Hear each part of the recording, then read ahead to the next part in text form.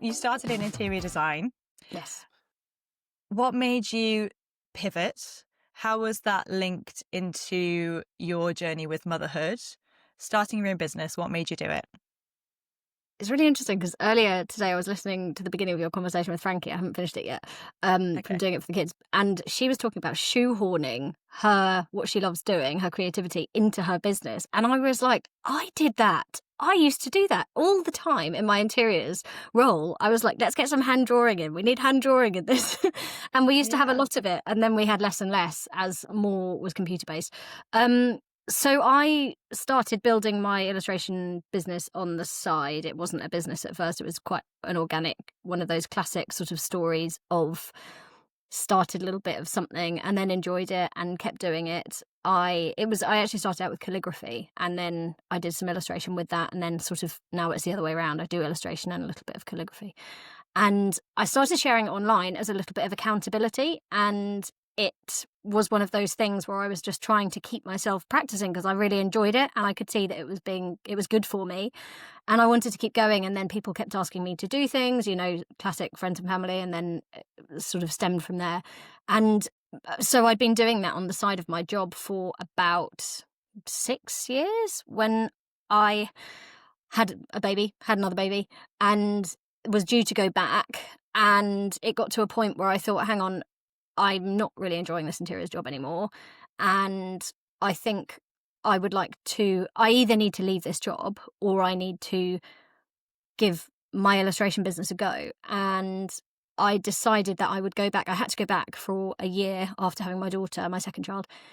And so I went back for a year, but under the kind of understanding with myself, I didn't tell them, that I would leave after a year. And actually, I was already not enjoying it that much. And when I went back, I really didn't like it. And there was various situations that were not very nice. So after, I left on the dot of that year because I was just a little bit fed up. But I spent that year convincing myself to leave and saying, really literally saying to myself, instead of me saying, if I leave or if it's a success, telling myself that I have to say when I leave, when it's a success, and really convincing myself of those things. And I think, as well as some other small bits along the way, it was the mindset thing that was the biggest thing that I had to work on. Yeah, so that was January 24 that I left. It's a massive leap. Do you have people in your family who are self-employed, who have their own business that you could kind of model, or was it all very new to you? Not a lot. My dad technically is. I'm not sure that he's modelling. What does that mean? So he has been self-employed, I think, all my life. And Okay. no disrespect to my dad at all, because he runs his business and he obviously makes money, so it's fine. But I sort of associate it with a little bit of chaos and a lot of stacked up receipts. And I don't know, he's not very organised, bless his heart. Oh, sorry, Dad, if you listen to this. But so I it's interesting because, again, listening to other people talk about, having parents who are self-employed and kind of having those conversations around the dinner table, I don't feel like any of that was something I experienced. So it did feel very new to me. So I have him, but otherwise I don't have anybody who's in that situation. And it did feel like a bit of an alien thing to do. And I didn't at the time have any friends in that situation either, except all of the friends that I've made online.